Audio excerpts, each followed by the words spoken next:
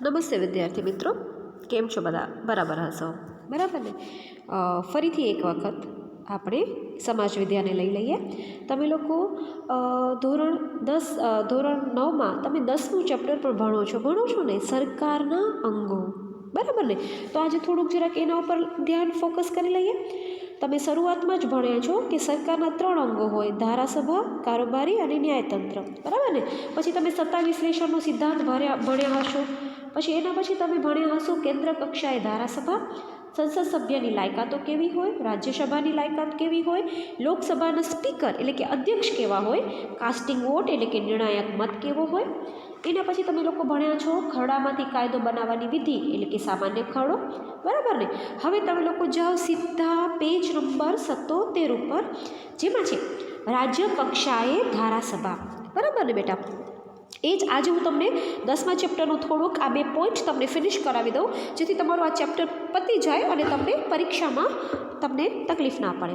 હવે જુઓ, પેન અને પેન્સિલ સાથે લઈ લો. જો ના લીધું હોય તો મારો વિડીયો પોઝ કરો, પેન્સિલ લઈ લો સાથે, ચોપડી તો છે જ તમારી પાસે. હવે સૌથી પહેલું છે રાજ્ય કક્ષાએ ધારાસભા, બરાબર ને? હવે એમાં 2 પોઈન્ટ છે, વિધાનસભા અને વિધાન પરિષદ. હવે વિધાનસભા કોને કહેવાય તો કે આખું વાક્ય અંડરલાઇન કરો. જુઓ, તમને દેખાશે ફોનમાં.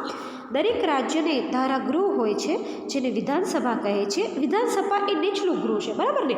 નીચલું ગૃહ અને ઉપલું ગૃહ એમ બે સભા હોય. હવે વિધાનસભા જે છે એ ધારાગૃહ હોય છે, જેને દરેક રાજ્યને એક ધારાગૃહ હોય, જેને વિધાનસભા કહેવાય. અને વિધાનસભા નીચલું ગૃહ છે. આ તમારે યાદ રાખવાનું છે, અંડરલાઇન કરી નાખો એટલે કે લીટી કરી નાખો. હવે એમાં છે વિધાન પરિષદ. હવે ધારાગૃહના બીજા ગૃહને વિધાન પરિષદ કહેવાય છે, જે ઉપલું હશે. જો એક નીચલું હોય તો બીજું ઉપલું હોય જ. બિહાર જુઓ, તમારા ચોપડીમાં પણ છે. બિહાર, મહારાષ્ટ્ર, કર્ણાટક, ઉત્તર પ્રદેશ, તમિલનાડુ જેવા રાજ્યોમાં 2 ગૃહ જોવા મળે છે. ત્યાં ઉપલું ગૃહ વિધાન પરિષદ અને નીચલું ગૃહ વિધાનસભાના નામથી ઓળખવામાં આવે છે. ગુજરાતમાં વિધાન પરિષદ નથી, બરાબર ને? મેં થોડુંક ઉપર હું લઈ આવી, તમે જોયું હશે, જોયું ને? હવે જુદા જુદા રાજ્યોમાં વિધાનસભાના સભ્યોની સંખ્યામાં તફાવત જોવા મળે છે, બરાબર ને? થોડીક તફાવત જોવા મળે છે. બંધારણની જોગવાઈ મુજબ કોઈપણ વિધાનસભાના સભ્યોની સંખ્યા 60થી ઓછી નહીં અને 500થી વધારે હોઈ શકે નહીં. અંડરલાઇન કરી નાખો, 60થી ઓછી નહીં અને 500થી વધારે નહીં. એના પછી ગુજરાતમાં અત્યારે વિધાનસભામાં સભ્યોની સંખ્યા 182 છે. અંડરલાઇન કરજો, બરાબર? એટલે ટોટલી તમારે વિધાનસભામાં શું યાદ રાખવાનું છે તો કે દરેક રાજ્યને ધારાગૃહ હોય છે, જેને વિધાનસભા કહે છે. વિધાનસભા એ નીચલું ગૃહ છે. એના સિવાય ઉપલું ગૃહ કયું આવશે તો કે વિધાન પરિષદ આવશે. એની સંખ્યામાં તફાવત જોવા મળે છે. બંધારણની જોગવાઈ પ્રમાણે વિધાનસભાના સભ્યોની સંખ્યા 60થી ઓછી નથી હોતી અને 500થી વધુ નથી હોતી. અને વિધાનસભામાં સભ્યોની સંખ્યા કેટલી છે ગુજરાતમાં, કેટલી છે તો કે 182. હવે જુઓ સભ્યની લાયકાત. સભ્યની લાયકાતમાં છે સભ્યની લાયકાતમાં તમારે જોવાનું આવશે, જેમાં એવું કીધેલું છે કે સભ્યની લાયકાત કે જો કોઈ પણ વ્યક્તિ ભારતીય નાગરિક હોય, બરાબર ને? કોઈ પણ વ્યક્તિ ભારતીય નાગરિક હોય કે 25 વર્ષ કે તેથી વધારે. જુઓ, તમારામાં છે સભ્યની લાયકાતમાં કે કોઈ પણ વ્યક્તિ ભારતીય નાગરિક હોય. ફરીથી અંડરલાઇન કરતા જાજો. કોઈ પણ વ્યક્તિ ભારતીય નાગરિક હોય અને 25 વર્ષની કે તેનાથી વધારે વયની હોય, અંડરલાઇન કરો, અને અન્ય કોઈ પ્રકારે કાયદેસર રીતે ગેરલાયક ઠર્યો ન હોય. કાયદેસર રીતે ગેરલાયક ઠર્યો ન હોય એનો મતલબ શું છે કે કોઈ એણે ગુનો કર્યો ન હોય, તેવી વ્યક્તિ વિધાનસભા તરીકે ઉમેદવારી કરી શકે છે, બરાબર? ફરીથી, જે કોઈ વ્યક્તિ ભારતીય નાગરિક હોય, અંડરલાઇન, અને 25 વર્ષ કે તેથી વધારે નાની વયની હોય અને અન્ય કોઈ પ્રકારે કાયદેસર રીતે ગેરલાયક ઠર્યો ન હોય તેવી વ્યક્તિ વિધાનસભ્ય તરીકે ઉમેદવારી કરી શકે છે. હવે એનો સમયગાળો કેટલો છે તો જુઓ, તમારા બુકમાં પણ છે ને તમારા ફોનમાં પણ તમને અત્યારે દેખાતું હશે. વિધાનસભા એ કાયમી ગૃહ નથી. પહેલી વસ્તુ, એ કાયમી હોતી જ નથી, અંડરલાઇન કરો. તેની મુદ્દત સામાન્ય સંજોગોમાં 5 વર્ષની, ગવર્મેન્ટ 5 વર્ષની જ હોય. બરાબર. વિધાનસભાનું મુદ્દત પૂરી થતાં જ એનું વિસર્જન થાય છે, એ તૂટી જાય છે. જેટલા વિધાનસભાના સભ્યો હોય, બરાબર ને, એ 60થી ઓછા ન હોય અને 500થી વધારે ન હોય, એ બધા જે સભ્યો હોય એ લોકો 5 વર્ષ સુધી કાર્ય કરે છે. 5 વર્ષ પછી એ લોકોનું કામ પૂરું થઈ જાય છે, એટલા માટે એ લોકોની સભા જે છે એ બરખાસ્ત થાય છે, મતલબ કે હવે નવી સભા બનાવવાનું થાય છે. કેટલીક અસામાન્ય પરિસ્થિતિમાં બંધારણીય જોગવાઈ અનુસાર સરકાર ચાલી શકે એમ નથી કે સરકારની રચના થઈ શકે એમ ન હોય ત્યારે રાજ્યપાલ રાષ્ટ્રપતિને ધારાસભાનું વિસર્જન કરવાની ભલામણ મોકલી અને રાષ્ટ્રપતિ વિધાનસભાને બરખાસ્ત કરી અને રાષ્ટ્રપતિ શાસન લાદે છે. ક્યારેક એવી સિચ્યુએશન આવશે કે આ સભા 5 વર્ષની અંદર બરખાસ્ત કરવાની આવે, બરાબર, અથવા તો કોઈ એવી પરિસ્થિતિ પેદા થાય કે આ જોગવાઈ પ્રમાણે સરકાર ચાલી શકે એમ નથી, તો શું કરવાનું, બરાબર ને? ત્યારે એ લોકો શું કરે છે કે રાજ્યપાલ જે છે એ રાષ્ટ્રપતિને ધારાસભાનું વિસર્જન કરવાનું ભલામણ મોકલાવે છે કે ભાઈ તમે અમારી સભાને હવે બરખાસ્ત કરો. હવે રાષ્ટ્રપતિ શું કરશે તો કે વિધાનસભાને બરખાસ્ત કરી અને રાષ્ટ્રપતિ શાસન લાદે છે. રાષ્ટ્રપતિ શાસન ઉપર એને કામ કરવાનું હોય છે. એ પણ ક્યારેક બને જ્યારે અસામાન્ય પરિસ્થિતિમાં બંધારણીય જોગવાઈ પ્રમાણે સરકાર ચાલે નહીં, ત્યારે હજી સુધી એવું થયું નથી. તે સમય દરમિયાન રાજ્યપાલ રાજ્યનું સંચાલન કરે છે. વિધાનસભ્યો તેનામાંથી જ વિધાનસભા સરળ સંચાલન માટે સ્પીકર કે ઉપાધ્યક્ષને ચૂંટી કાઢે છે. તમે સ્પીકર અને ઉપાધ્યક્ષ વિશે ભણી ગયા છો, બરાબર. હવે આગળ જઈએ. આગળ શું કહે છે? નેક્સ્ટ પેજમાં જજો. નેક્સ્ટ પેજ કહે છે વિધાન પરિષદમાં ફરીથી સભ્યોમાં સ્થાનિક સ્વરાજ્યની સંસ્થાઓ, નોંધાયેલા સ્નાતકો, માધ્યમિક અને ઉચ્ચ માધ્યમિક શિક્ષકો મતદાર મંડળો દ્વારા ચૂંટાય છે. વિધાન પરિષદના સભ્ય તરીકે 30 વર્ષ કે તેથી વધારે વયનો વ્યક્તિ ભારતીય નાગરિક હોવો જોઈએ, બરાબર. આ ખાસ કે વિધાન પરિષદમાં કેવા સભ્યો હોય તો કે સૌથી પહેલું કે સ્વરાજ્યની સંસ્થાઓ, નોંધાયેલા સ્નાતકો, માધ્યમિક અને ઉચ્ચ માધ્યમિક શિક્ષકો મતદાર મંડળો દ્વારા ચૂંટાય છે, બરાબર. પહેલાં તો એ લોકોની ચૂંટણી થાય છે, મતદાર મંડળોથી એ લોકો ચૂંટાય. પછી 30 વર્ષ કે તેથી વધારે વયનો તે ભારતનો નાગરિક હોવો જોઈએ, બરાબર. અમેરિકાનો કે યુએસનો નાગરિક ચાલે નહીં. એના પછી વિધાન પરિષદ એક કાયમી ગૃહ છે, એ હંમેશ રહેતો ગૃહ છે. રાજ્યસભાની માફક તેનો દરેક સભ્ય 6 વર્ષની મુદત માટે ચૂંટાય છે, બરાબર ને. 5 વર્ષ માટે હતો, આ 6 વર્ષ માટે ચૂંટાય છે. તેના 1/3 સભ્ય દર બીજા વર્ષે નિવૃત્ત થાય છે.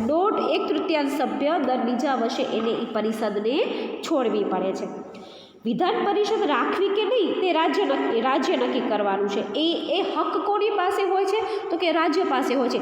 બધા જ હકો જો રાષ્ટ્રપતિ ઉપર લાદવામાં આવે અથવા તો બધા જ હકો એમ કહેવામાં આવે કે આ બધામાં જ પ્રધાનમંત્રી નિર્ણય લે તો પછી બહુ જ લાંબુ થઈ જાય. અને ઘણી વખત એવું આવે કે નાના રાજ્યોમાં જે પ્રોબ્લેમ્સ થાય છે એ પ્રોબ્લેમ્સ પછી વડાપ્રધાન સુધી પહોંચ્યા જ કરે. તો એનો મતલબ એ કે દેશને આગળ વધવાનું કાર્ય વડાપ્રધાન કરી જ ના શકે. તો એના માટે શું નક્કી કર્યું કે ભાઈ વિધાન પરિષદ રાખવી કે નહીં એ રાજ્ય નક્કી કરે, બરાબર. લોકસભાની માફક વિધાનસભા વધારે સત્તા ધરાવે છે. વિધાનસભામાં સત્તા વધારે હોય છે. તેમાં નાણાકીય તથા સામાન્ય ખરડો રજૂ થઈ શકે છે. ખરડાઓ વિવિધ તબક્કાઓમાંથી પસાર થઈને તે રાજ્યપાલની મંજૂરી માટે મોકલી આપવામાં આવે છે અને રાજ્યપાલની મંજૂરી મળતા તે ખરડો કાયદો બને છે. આખી આ ચેનલ છે, જોઈને કેવી ચેનલ છે. તમે સૌથી પહેલાં ફરીથી ઉપરના પેરેગ્રાફમાં જાઓ કે મંડળો દ્વારા કોણ કેવી રીતે ચૂંટાય છે કે ભાઈ વિધાન પરિષદના જે સભ્યો છે એ સ્થાનિક સ્વરાજ્યની સંસ્થા, સ્નાતકો, માધ્યમિક, ઉચ્ચ માધ્યમિક શિક્ષકો અને મતદાર મંડળો દ્વારા પહેલાં ચૂંટાય છે. પહેલી એની લાયકાત થઈ ગઈ એટલે ત્યાં અંડરલાઇન કરી નાખો કેવી રીતે ચૂંટાય છે. પછી એ લોકોની ઉંમર કેટલી હોવી જોઈએ તો કે ભાઈ 30 કે 30 વર્ષથી ઉપર અને ભારતનો નાગરિક હોવો જ જોઈએ, બરાબર. વિધાન પરિષદ કાયમી હોય છે. દર 6 વર્ષે એની મુદત, બરાબર ને. એ જે વ્યક્તિ ચૂંટાય છે રાજ્યસભાની મારફત તેનો દરેક સભ્ય 6 વર્ષની મુદત માટે ચૂંટાય છે અને 1/3 જે સભ્ય છે એ દર બીજા વર્ષે નિવૃત્ત થાય છે. મતલબ કે ચેનલ જે રાઉન્ડિંગ ફિગર છે એ ચાલ્યા કરે છે. પરિષદ રાખવી કે નહીં રાજ્ય નક્કી કરે છે, બરાબર. અને એના પછી તેમાં નાણાકીય સામાન્ય ખરડો રજૂ થાય છે. વિવિધ તબક્કાઓમાંથી તે ખરડો પસાર થાય છે. રાજ્યપાલની મંજૂરી માટે એને મોકલવામાં આવે છે અને જેવા રાજ્યપાલ એની મંજૂરી આપે એટલે આ ખરડો કાયદો બને છે। એના પછી તમારો પોઈન્ટ આવે છે કારોબારી। જુઓ કારોબારીમાં શું છે, તો કે કારોબારીમાં છે સરકારનું સૌથી વધુ ક્રિયાશીલ અને સૌથી વધુ પ્રભાવશાળી નજર સામે રહેલું અંગ તે કારોબારી છે, બરાબર ને। તમે વિચારો તો કે આમાં અંડરલાઇન કરો સૌથી પહેલાં કે સરકારનું સૌથી વધુ ક્રિયાશીલ અને સૌથી વધુ પ્રભાવશાળી અને નજર સામે રહેલું અંગ તે કારોબારી છે। શું કામ? કારોબારી સભ્યોને બહુ જ બધું કાર્ય કરવાનું હોય છે। શું કાર્ય હોય છે અને આ કારોબારી એટલે શું અને એનામાં કોનો સમાવેશ થાય છે એના પછીની લીટીમાં છે। જુઓ, સંઘીય કારોબારી એટલે કેન્દ્ર સરકારની રાજકીય કારોબારીમાં વડાપ્રધાન અને પ્રધાનમંડળ, રાષ્ટ્રપતિ, ઉપરાષ્ટ્રપતિ અને કાયમી અમલદારોના બનેલા વહીવટતંત્રનો વહીવટી કારોબારીમાં સમાવેશ થાય છે। જો કેટલા બધા મેઇન વ્યક્તિઓનો સમાવેશ થાય છે, ખાલી અંડરલાઇન કરો, આનામાં બીજું કંઈ સમજવા જેવું નથી, ખાલી તમારે યાદ જ રાખવાનું છે કે સંઘીય કારોબારી એટલે એમાં કેન્દ્ર સરકારની રાજકીય કારોબારીમાં વડાપ્રધાન અને પ્રધાનમંડળ, રાષ્ટ્રપતિ અંડરલાઇન કરજો, ઉપરાષ્ટ્રપતિ અને કાયમી અમલદારોના બનેલા વહીવટતંત્રનો વહીવટી કારોબારીમાં સમાવેશ થાય છે। આગળ જોઈએ, રાજકીય અને વહીવટી કારોબારીના અધિકારીઓ અને કર્મચારીઓ લોકોના સીધા સંપર્કમાં આવે છે, બરાબર ને। આપણા સંપર્કમાં કોણ આવે છે, તો કે ભાઈ રાજકીય અને વહીવટી કારોબારીના અધિકારીઓ અને કર્મચારીઓ, ગવર્મેન્ટ લોકો, બરાબર ને। જેમ કે તમે તમારા ઘરમાં વીજળીનો પ્રોબ્લેમ થયો, તમારા ઘરમાં વીજળીના કારણે બ્લાસ્ટ થયું, તો કંઈ વીજળી માટે કરી અને કોઈ હેલ્પર તમારા મદદે ના આવે, પણ જો તમે કમ્પ્લેન કરો ને તો એના ઇલેક્ટ્રિસિટી બોર્ડના જે મેઇન અધ્યક્ષ છે એ તમારા કોન્ટેક્ટમાં આવે। તમારા 10મા અને 12મા ધોરણના પેપરમાં કાંઈ પણ છબરડો થયો અને તમે કેસ કર્યો તો બોર્ડના જે અધ્યક્ષ છે એ સીધા તમારા કોન્ટેક્ટમાં આવે, બરાબર ને। એટલે આ મેઇન છે કે રાજકીય અને વહીવટી કારોબારીના સભ્યો સીધા તમારા કોન્ટેક્ટમાં આવે છે। તેમના કાર્યોથી લોકો પ્રભાવિત થાય છે, બરાબર ને। આપણે ખબર પડે છે કે ભાઈ આ ગવર્મેન્ટ સર્વન્ટ છે, આ ગવર્મેન્ટ કર્મચારી છે, એ કાર્ય કરવા માટે બરાબર છે કે નહીં। ધારાસભ્યે ઘડેલા કાયદાઓને વ્યવહારમાં અમલીકૃત કરવાનું કાર્ય કારોબારીનું છે, બરાબર ને। ફરીથી ધારાસભાએ ઘડેલા કાયદાઓને, જે ધારાસભા કાયદા ઘડે છે એને વ્યવહારમાં અમલીકરણ એટલે શું કે એને આપણા સમાજમાં લઈ આવવું, અમલ કરાવડાવવું। જેમ કે વીજ ઇલેક્ટ્રિસિટી બિલ છે 15 દિવસની અંદર ભરાઈ જવું જોઈએ, તમે એને ઓનલાઈન ભરો તોય ભલે, તમે એને ઓફલાઈન ભરો તોય ભલે, અમુક નીતિ અમુક ટાઈમ પ્રમાણે ન ભરાય તો તમારું વીજ કપાઈ જાય, પણ એ ભરાવવું જોઈએ। એ જે બધા નીતિ નિયમો છે એ વ્યવહારમાં અમલીકરણ કરવાનું કાર્ય કારોબારીનું છે, બરાબર। સરકારે લોકોની આકાંક્ષા, અપેક્ષાઓ અને લોકમતના આધારે ઘડેલી નીતિઓ, યોજનાઓ કે કાર્યક્રમોનો અમલ કરવાનું કાર્ય વહીવટી કારોબારી કરે છે, બરાબર ને। હવે નીતિઓ એમને નથી ઘડાતી, એના માટેનું એક આખું સર્વે થાય છે। શું હોય છે, તો કે લોકોની આકાંક્ષા, લોકોની ઈચ્છાઓ શું છે, લોકોની ઈચ્છા આપણા ગવર્મેન્ટ માટે શું છે, લોકો શું ઈચ્છે છે કે ગવર્મેન્ટ કેમ ચાલે, ગરીબી નાબૂદ થાય, બરાબર, આર્થિક સદ્ધરતા આવે, બધી જગ્યાએ રોજગાર મળી રહે, કોઈ બેરોજગારી ના રહે, કરપ્શન ના રહે, એવી બધી આપણી અપેક્ષાઓ કઈ છે, આપણે શું ઈચ્છીએ છીએ ગવર્મેન્ટ પાસેથી। અને લોકમત તમને ખબર છે ને આપણો લોકશાહી દેશ છે, એટલે લોકમતના આધારે નીતિઓ ઘડાય છે, યોજનાઓ અને કાર્યક્રમોનો અમલ કરવાનું કાર્ય વહીવટી કારોબારી કરે છે। એના પછી રાજકીય કારોબારી દર 5 વર્ષે મુદત પૂરી થતાં તે સત્તા ત્યાગ કરતા બદલાય છે, બરાબર ને। દર 5 વર્ષે તમે અત્યારે તમારા મોનિટર હોય, તમારા વર્ગમંત્રી હોય, તમારો જેવું વર્ષ પૂરું થાય એટલે તમારા વર્ગમંત્રી ચેન્જ થઈ જાય કે નહીં, એવી રીતે એ લોકો બદલાય છે। એના પછી જ્યારે વહીવટી કારોબારી એ કાયમી નિમણૂક પામેલા અમલદારોની બનેલી હોય તે કાયમી છે, બરાબર ને। જ્યારે ફરીથી વહીવટી કારોબારી એ કાયમી, અંડરલાઇન કરજો, નિમણૂક પામેલા, કાયમી એટલે હંમેશ માટે, અમલદારોની બનેલી હોય તે કાયમી રહે છે। જે કારોબારી એ કાયમી અમલદારોથી બનેલું હોય એ કાયમી રહે છે। જો કે વહીવટી અમલદારોની નિવૃત્ત વયે દેશના જુદા જુદા રાજ્યોમાં બરાબર દેશના જુદા જુદા રાજ્યોમાં જુદી જુદી હોય છે. નિવૃત્તિનો સમય જુદો જુદો હોય ને, કેટલાક 58 વર્ષે નિવૃત્ત પામે છે, કેટલાક કેટલા વર્ષે નિવૃત્ત પામે છે, તો કે કેટલાક લોકો એવા હોય છે કે જે 60 વર્ષે નિવૃત્ત પામે છે. બરાબર. હવે એના પછી લાસ્ટ મારી લીટી જોજો, હું પેજ અપ કરું છું. જો સેવા દરમિયાન તેઓ ગંભીર રીતે ગેરરીતિ આચરે, અહીંયા કને કારોબારીની વાત છે, બરાબર ને, તમે જોયું હશે. જો સેવા દરમિયાન, મારો પેરેગ્રાફ આવે છે તમને મોબાઈલમાં દેખાશે, જરા જોજો. હું અહીંયાથી કરીને 6ઠ્ઠી લીટી વાંચું છું કે જો સેવા દરમિયાન તેઓ ગંભીર રીતે ગેરરીત આચરે, બેદરકારી દાખવે કે ફરજ પાલનમાં બરાબર ચૂક કરે તો ચોક્કસ તપાસ કાર્યવાહીના અંતે તેમને નોકરીમાંથી બરતરફ કે ફરજ મોકૂફી કરી શકાય છે. બરાબર ને. ગવર્મેન્ટ સર્વન્ટ છે, અત્યારે તમે એમ વિચારો છો કે લાંચ રૂશ્વત, અત્યારે ગવર્મેન્ટ સર્વન્ટ માટે એવી માન્યતા છે કે ગવર્મેન્ટમાં નોકરી કરો ને એટલે તમને બહુ પૈસા મળે, તમને બહુ લાંચ મળે. તમે ઘણી વખત છાપામાં પણ વાંચતા હશો કે સ્ટિંગ ઓપરેશન કર્યું, સ્ટિંગ ઓપરેશન દ્વારા આ લાંચ લેતા આટલા અધિકારીઓને ઝડપી લેવામાં આવ્યા અને પછી એ લોકોને પોતાની નોકરીમાંથી પણ હાથ ધોવા પડ્યા. જનરલી આપણે એવું માનતા હોઈએ છીએ કે સરકાર છે ને ઊંઘે છે. ખરેખર બેટા સરકાર ઊંઘતી નથી. ગવર્મેન્ટ સર્વન્ટ ઉપર બહુ બધી વોચ હોય છે અને જો એ લોકો આવી રીતે કોઈ પણ ગુના કરતાં પકડાય તો એ લોકોની નોકરી તો જાય છે, પણ સાથે સાથે એ લોકોનું જે પીએફ કટ થતું હોય, એ લોકોનું જે સેવિંગ હોય ને, એ સેવિંગ પણ જતું રહે છે. બરાબર ને. એના પછી આગળ જઈએ.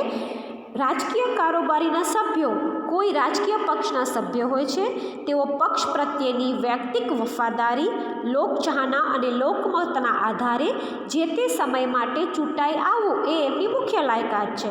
જ્યારે વહીવટી કારોબારીમાં શૈક્ષણિક લાયકાત, ગુણવત્તા અને અનુભવના આધારે તેમજ જાહેર સ્પર્ધાત્મક પરીક્ષામાં ઉત્તીર્ણ થવાથી તેમની કાયમી નિમણૂક થાય છે. જુઓ, હવે બે ભાગ પડી ગયા. તમારે એમાં અંડરલાઈન નથી કરવાની, કાઉન્સ કરવાનું છે. કાઉન્સ તમારે ફરીથી બોલું છું, સ્ટાર્ટ કરો.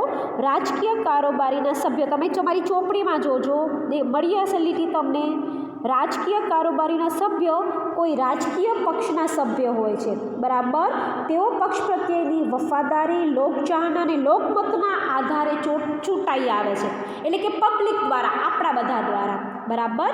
જ્યારે વહીવટી કારોબારી કોણ હોય છે? વહીવટી કારોબારીમાં રાજકીય કારોબારી અને વહીવટી કારોબારી બંનેમાં ફરક છે. રાજકીય કારોબારીમાં આપણે લોકો મેઇન છે, જ્યારે વહીવટી કારોબારીમાં શું ઇમ્પોર્ટન્સ છે? તો કે શૈક્ષણિક લાયકાત, ગુણવત્તા, અનુભવ અને જાહેર પરીક્ષા. તમે ઓલી યુપીએસસી, જીપીએસસી જે બધી પરીક્ષાઓના નામ સાંભળ્યા હશે, એનામાંથી એ લોકો ચૂંટાઈ આવે છે અને એ લોકોની નિમણૂક થાય છે. એના પછી છે વહીવટી એટલે તમારે એક તમારો કાઉન્ટ સ્ટાર્ટ થશે રાજકીય કારોબારીથી કરી અને એ તમારું પૂરું થશે મુખ્ય લાયકાત છે, ત્રીજી લીટી. પાછો તમારો કાઉન્ટ સ્ટાર્ટ થશે વહીવટી કારોબારીમાં શું હોય છે એ ત્યાંથી કરી અને કાયમી નિમણૂક થાય છે ત્યાં સુધી. બરાબર. અને હવે અંડરલાઈન કરો. વહીવટી અધિકારીઓની સેવામાં સંધિ સેવા તરીકે ઓળખવામાં આવે છે. કેન્દ્ર કક્ષાએ રાજકીય કારોબારીમાં ભારતીય બંધારણના વડા રાષ્ટ્રપતિ, ઉપરાષ્ટ્રપતિ, વડાપ્રધાન તેમનું પ્રધાનમંડળ છે. બરાબર. હવે આવે છે રાષ્ટ્રપતિ. આ તમને ટોટલી કારોબારીની ખબર પડી ગઈ. તમે વિધાનસભાની તમને ખ્યાલ આવી ગયો, વિધાન પરિષદમાં શું હોય છે. પછી વિધાન પરિષદ, વિધાનસભા, નીચલું વર્ગ કયું, ઉપલું વર્ગ કયું, સભ્યની લાયકાત, સમયગાળો અને કારોબારી કેવી રીતે કાર્ય કરે છે. બરાબર ને. આટલો મોટો દેશ ચલાવવો હોય તો કારોબારીમાં ઓલા કહેવાય ને કે અમે તમારી સ્કૂલ ચલાવીએ છીએ તો તમે વિષયના મંત્રી હશે, વર્ગ મંત્રી હશે, તમારી મિટિંગ થતી હશે. એવી રીતે દેશને ચલાવવા માટે પણ આખું આ તંત્ર કામ કરે છે. હવે ચલો એક જરાક મારા વિડીયોને પોઝ કરજો. હું તમને એક સામાન્ય સવાલ પૂછું. બરાબર ને. રાષ્ટ્રપતિ, તમને બધે રાષ્ટ્રપતિ વિશે તમને ખબર છે બધાને? આપણા રાષ્ટ્રપતિ કોણ છે? આપણા રાષ્ટ્રપતિ મને જવાબ આપજો તો. બરાબર ને. હું તમને આવતા લેક્ચરમાં પૂછીશ. મને કહેજો, વિચારીને કહેજો કે આપણા રાષ્ટ્રપતિનું નામ શું છે. ભારતમાં રાષ્ટ્રપતિ બંધારણીય વડા છે, કહેવાય ને સર્વ મેઇન વ્યક્તિ. કે આપણી સ્કૂલમાં 8, 9, 10, 11, 12માં આપણા પ્રિન્સિપલ મેઇન હોય છે અને પછી પ્રિન્સિપલથી ઉપર ટ્રસ્ટી આવે, પણ સ્કૂલ ચલાવવા માટે મેઇન કોણ? તો કે પ્રિન્સિપલ. એમ ભારતના બંધારણીય વડા કોણ? તો કે ભાઈ આપણા રાષ્ટ્રપતિ. અંડરલાઇન કરજો. સંઘ સરકારની બધી કારોબારી સત્તા બંધારણ દ્વારા રાષ્ટ્રપતિને આપવામાં આવે છે.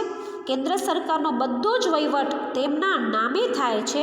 તેઓ રાષ્ટ્રના વડા તથા ભારતીય પ્રજાસત્તાકના પ્રથમ નાગરિક છે. જો તમારા ચોપડીમાં છે આખું અંડરલાઇન કરી નાખો. બરાબર, કે તેઓ શું કહે છે? તો કે ભાઈ સંઘ સરકારની બધી જ કારોબારી સત્તા એમની પાસે છે. બંધારણ પણ રાષ્ટ્રપતિને જ આપવામાં આવે છે. કેન્દ્ર સરકારનો બધો જ વહીવટ એમની પાસે હોય છે અને રાષ્ટ્રના વડા છે અને આપણા દેશના પ્રથમ નાગરિક આપણા રાષ્ટ્રપતિ કહેવાય છે. હવે તમે એમ કહો કે બેન મારે પણ રાષ્ટ્રપતિ બનવું છે, એવું કાંઈ જરૂરી નથી. તો બધા તમે એમ કહો તમારે શું બનવું છે? તો આપણે એમ કહીએ મારે વડાપ્રધાન બનવું છે. કોઈ કહેશે મારે રાષ્ટ્રપતિ બનવું છે, તો બધા હસે છે. એમ કહે ને કે વડાપ્રધાનને રાષ્ટ્રપતિ બનાય. હવે એના માટેની લાયકાત શું હોવી જોઈએ? તમે પણ બની શકો રાષ્ટ્રપતિ, તમે પણ વડાપ્રધાન બની શકો, પણ તમારામાં સૌથી પહેલાં તો એના માટે એજ્યુકેશન જોઈએ. આપણે એજ્યુકેટેડ હોઈએ, આપણે ભણેલા ગણેલા હોઈએ તો જ આપણે સમાજના અને બધા બંધારણ અને નીતિ નિયમોને સમજી શકીએ. બીજું કે દેશ ચલાવવા માટે આપણે એકદમ તીવ્ર બુદ્ધિ, ખબર છે ને આપણા સરદાર વલ્લભભાઈ પટેલ એ આપણા વડાપ્રધાન હતા. તીવ્ર બુદ્ધિ હોવી જરૂરી છે. જો તમારામાં તીવ્ર બુદ્ધિની લાયકાત હોય, તમે સ્વતંત્ર ભારતમાં ભણ્યા હતા કે કેવી એણે કુંડે બુદ્ધિ વાપરી હતી, બરાબર ને? આપણો ભાઈ દેશ છે, દેશમાં પ્રોબ્લેમ તો આવ્યા જ કરે છે. અત્યારનો લેટેસ્ટ પ્રોબ્લેમ છે કોરોના, અને કોરોનાના કારણે શું થયું છે? આર્થિક રીતે આપણે લોકો સાવ તૂટી ગયા છે. તો આપણા રાષ્ટ્રપતિને આપણા વડાપ્રધાનને સાચવીને સંભાળીને બેઠા છે ને અત્યારે, તો એના માટેની લાયકાત એટલે કે હોશિયારી હોવી તો જરૂરી જ છે. બીજી કઈ લાયકાત હોય તો કે જોઈએ, રાષ્ટ્રપતિનો ઉમેદવાર ભારતીય નાગરિક હોવા ઉપરાંત 35 વર્ષ કે તેથી વધારે વયનો હોવો જોઈએ. એના પછી સર્વેતન નોકરી કે નફાકારક હોદ્દો કે પગારદાર કર્મચારી હોવો જોઈએ નહીં, બરાબર ને? પોતાની કંપની હોવી, જેમ કે આ મુકેશ અંબાણી છે, બરાબર, અનિલ અંબાણી છે, એ રાષ્ટ્રપતિ ના બની શકે કારણ કે એ લોકોની પોતાની કંપની છે. બીજું કોઈ હોદ્દો, કોઈ કંપનીનો કોઈ CEO ન હોવો જોઈએ કે કોઈ પણ જગ્યાએ પગારદાર કર્મચારી કોઈ પણ જગ્યાએ કામ કરતો હોવો જોઈએ નહીં. તથા તે સંસદના કે રાજ્યોની ધારાસભાના કોઈ પણ ગૃહનો સભ્ય પણ રહી શકતો નથી, બરાબર ને? અંડરલાઇન કરો કે સંસદના કે રાજ્યોની ધારાસભાના કોઈ પણ ગ્રહનો તે સભ્ય હોવો જોઈએ નહીં. એના પછી રાષ્ટ્રપતિની ચૂંટણી સંસદના બંને ગૃહોના તેમજ રાજ્યની વિધાનસભાઓના ચૂંટાયેલા સભ્યોના બનેલા મતદાર મંડળોના મતદાન દ્વારા પરોક્ષ રીતે ચૂંટણી થાય છે અને રાષ્ટ્રપતિ 5 વર્ષની મુદત માટે ચૂંટાય છે. બહુ લાંબી લાઈન, કંટાળી ગયા ને? ચલો શોર્ટ કરીએ, બરાબર? રાષ્ટ્રપતિની ચૂંટણી અલ્પવિરામ કરો, સંસદના બંને ગૃહોના અલ્પવિરામ કરો, તેમજ રાજ્યની વિધાનસભાઓના ચૂંટાયેલા સભ્યોના અલ્પવિરામ કરો બનેલા મતદાર મંડળના મતદાન દ્વારા અલ્પવિરામ કરો પરોક્ષ રીતે ચૂંટણી દ્વારા થાય છે. ખ્યાલ આવી ગયો? સાંસદના ગૃહો, રાજ્યોના વિધાનસભાના ચૂંટાયેલા સભ્યો અને મતદાન મંડળો, 3 આવશે. ફરીથી, સંસદના બંને ગૃહો, વિધાનસભાના ચૂંટાયેલા સભ્યો અને મતદાન મંડળો દ્વારા એમની પરોક્ષ રીતે ચૂંટણી થાય છે અને એમની મુદત કેટલા વર્ષની હોય છે? તો કે 5 વર્ષની હોય છે. તેઓ બીજી મુદત માટે ચૂંટણીમાં ઊભા રહી શકે છે. 5 વર્ષ થઈ ગયા પૂરા, એમને હજી આગળ 5 વર્ષ કરવું છે તો ફરીથી એ લોકો ચૂંટણી માટે ઊભા રહે અને ફરીથી સંસદના બંને ગૃહો, વિધાનસભાના ચૂંટાયેલા સભ્યો અને મતદાન મંડળોના મતદાન દ્વારા જ ફરીથી એની ચૂંટણી થાય છે. રાષ્ટ્રપતિ હોદ્દા પર ચાલુ હોય ત્યાં સુધી તેમની પાસે કોઈ ફોજદારી મુકદ્દમા ચલાવી શકાતો નથી કે તેમની ધરપકડ કે કેદનો હુકમ થઈ શકતો નથી. જો રાષ્ટ્રપતિ કોઈ મિસ્ટેક પણ કરે ને, જનરલી રાષ્ટ્રપતિ મિસ્ટેક ન જ કરે, પણ જો રાષ્ટ્રપતિ કોઈ પણ ગુનો કરે તો એના પર કોઈ પણ ફોજદારી હુકમ નથી ચલાવી શકાતો અને એમની ધરપકડ કે કેદનો હુકમ પણ થઈ શકતો નથી. હવે આ તો થઈ રાષ્ટ્રપતિની લાયકાત. હવે એના કાર્યની સત્તા શું? તમને શું લાગે છે કે રાષ્ટ્રપતિ એટલે આખો દિવસ એને એક સંસદ ભવનમાં મોટી જગ્યાએ ખાલી બેઠા રહેવાનું હશે? એમની પાસે જેટલા કાર્ય અને એમની પાસે જેટલી સત્તા છે ને, કારણ કે ભારતનો કે આપણા દેશનો એ પ્રથમ નાગરિક હોય, તો તમે વિચારો તો કે એના કાર્યો કેટલા વિશાળ હશે. જોઈએ એમના કાર્ય શું છે, તો કે તેઓ લોકસભામાં બહુમતી ધરાવતા પક્ષના નેતાની નિમણૂક વડાપ્રધાન તરીકે કરે છે. હવે સૌથી પહેલાં તો એ પોતા માટેનો એક નીચેનો માણસ નક્કી કરશે, જેને કહેવાય છે વડાપ્રધાન. હવે વડાપ્રધાનમાં શું કરશે, તો કે ભાઈ લોકસભાના પક્ષમાં બરાબર જે બહુમતી જેની હશે એ નેતા તરીકે, લોકસભામાં જેની બહુમતી ધરાવતો જે વ્યક્તિ હશે એની નેતા તરીકે, એ નેતાને વડાપ્રધાન તરીકે એની નિમણૂક કરશે.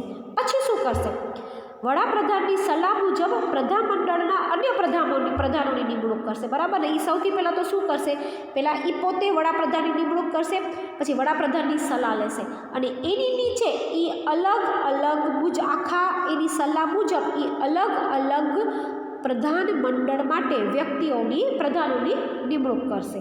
પછી તેને શપથ લેવડાવશે તથા ખાતાની વહેંચણી કરશે. બરાબર ને. એને શપથ લેવડાવશે અને પછી અલગ અલગ ખાતા, આરોગ્ય ડિપાર્ટમેન્ટ, વહીવટી ડિપાર્ટમેન્ટ, બરાબર, એવા જેટલા અલગ અલગ ખાતા હશે એની નિમણૂક, ટેક્સ માટેનો ડિપાર્ટમેન્ટ, એગ્રીકલ્ચર ડિપાર્ટમેન્ટ, બરાબર ને, એને ખાતાઓની એની વહેંચણી કરશે.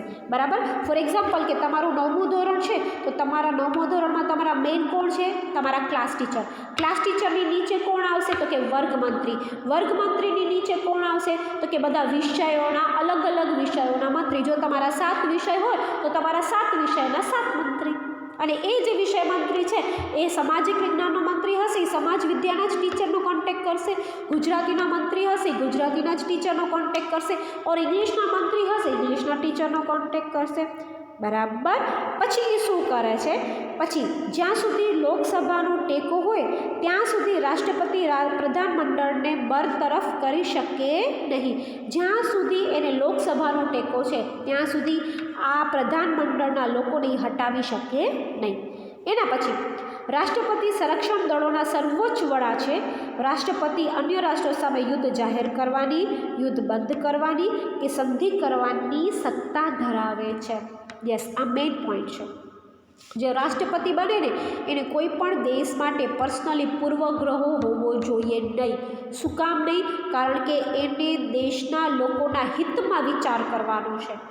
આપણા દેશના રાષ્ટ્રપતિ નહીં, દરેક દેશના રાષ્ટ્રપતિ જે છે એ સંરક્ષણ દળ એટલે શું, આપણા દેશની જે રક્ષા કરે છે, સિપાહીઓ, સૈનિકો, જે બધા સંરક્ષણ દળો છે, એ તમે નેવી લો, એ તમે આર્મી ફોર્સ લો, ગમે એ નહીં વડા હોય. હવે એની પાસે કયા હક્કો છે, તો કે જો એ લોકો બીજા રાષ્ટ્ર સામે યુદ્ધ કરી શકે, પછી યુદ્ધને બંધ પણ કરી શકે અને મિત્રતા પણ કરી શકે. એ બધા હક્કો એમની પાસે હોય છે. રાજ્યોના રાજ્યપાલો, સર્વોચ્ચ અદાલતમાં વરિષ્ઠ ન્યાયમૂર્તિઓની, એટર્ની જનરલ, ચૂંટણી પંચના મુખ્ય ચૂંટણી અધિકારીઓ, જાહેર સેવા આયોગના અધ્યક્ષો અને સભ્યોની તથા વિવિધ દેશોમાં ભારતના રાજદૂતોની નિમણૂક રાષ્ટ્રપતિ કરે છે. બરાબર. અંડરલાઇન કરતા જાઓ કે એ રાષ્ટ્રપતિ નિમણૂક કોની કરે છે, તો કે સૌથી પહેલાં તો એ રાજ્યના રાજ્યપાલો 1, સર્વોચ્ચ અદાલતના વરિષ્ઠ ન્યાયમૂર્તિઓ મતલબ જજ 2, એટર્ની જનરલ 3, ચૂંટણી પંચના મુખ્ય ચૂંટણી અધિકારીઓ 4 અને જાહેર સેવા આયોગના અધ્યક્ષો 5. આ 5ની નિમણૂક અને ભારતના રાજદૂત, આ 6ની નિમણૂક જે છે એ રાષ્ટ્રપતિ કરે છે. આમ કારોબારી અને વહીવટ વિષયક વિશાળ અને અધિકૃત સત્તાઓ રાષ્ટ્રપતિ હસ્તક ગણાય છે. ગુનેગારને માફી આપવાની, ફોજદારી ગુનાની સજાની મુદત ઘટાડવા, હવે આગળ જાજો, અને તેનો અમલ મોકૂફ રાખવાની અથવા તો સત્તાનું સ્વરૂપ કે પ્રમાણ બદલવાની સત્તા એ રાષ્ટ્રપતિને છે. સંસદના બંને ગૃહોની બેઠકો બોલાવવાની, મુલતવી રાખવાની અને લોકસભાને બરખાસ્ત કરવાની સત્તા પણ તેઓ ધરાય છે. હવે એ લોકો શું કરે છે, એ કાર્ય આવી રીતે કરે છે. હવે એની પાસે સત્તા કઈ છે, બરાબર ને. એ સત્તાના પ્રમાણે રાષ્ટ્રપતિ પોતાનો આખો વહીવટ ચલાવતા હોય છે. બરાબર. હવે સત્તા કઈ છે અંડરલાઇન કરજો. સંસદના બંને ગૃહની બેઠક બોલાવવાની સત્તા એમની પાસે છે. મુલતવી રાખવાની સત્તા પણ એની પાસે છે. લોકસભાને બરખાસ્ત કરવાની સત્તા પણ એ ધરાવે છે. આ 3 વસ્તુ અંડરલાઇન થઈ.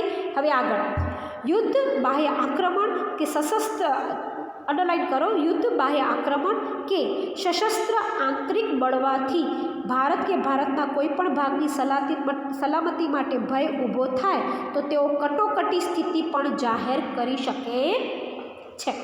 આ સત્તા પણ એમની પાસે છે કે એને એમ થાય કે બાપા હવે યુદ્ધ થવાનું છે, અહીંયા આક્રમણ જેવી પરિસ્થિતિ આવી ગઈ છે, તો ડેન્જર, કટોકટી, કે હવે આપણે યુદ્ધ માટે સજ્જ થવું પડશે. અને એવું ઘણી વખત થયું છે કે આપણે પાકિસ્તાન સામે, બાંગ્લાદેશ સામે આપણે યુદ્ધ કરવા માટે ઓલવેઝ રેડી હોઈએ છીએ, ચીન સામે, બરાબર, એ બધા સામે આપણે યુદ્ધ કરવાની જે સ્થિતિ જ્યારે ઊભી થાય ને ત્યારે એ કટોકટી પરિસ્થિતિને જાહેર કરી એમ કહેવાય. કટોકટી જાહેર કરવાના નિર્ણયને અદાલતમાં પડકારી શકાય નહીં. કોઈ એની અગેન્સ્ટમાં બોલી ન શકે કે તમે આને કટોકટી તરીકે શું કામ જાહેર કરી. રાજ્યના રાજ્યપાલના અહેવાલના આધારે તેઓ રાજ્યમાં બંધારણીય કટોકટી પણ જાહેર કરી શકે છે.